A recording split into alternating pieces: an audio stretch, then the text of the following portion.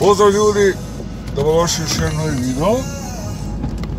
Evo prije videa, ja se pretplatite na moj kanal besplatno i kliknite zvonce, znači da bi dobili obavijest u svakom novom videu. Danas je Velika Gospa i danas je na primjer u Piškovcu prošćenje. Već dugo nisam u biti bio na prošćenju u Piškovcu, skoro je prošlo jedno 4 godine. A bi sad evo želio vidjeti kako je u biti sad je u Piškovcu prošćenje, da li se išta što promijenilo. Dobro, nema sad prometa, nije tako ono, sad se sigurno vada svi na godište i danas ćemo malo vidjeti. Nadam se da ćete i uživati i u ovom videu.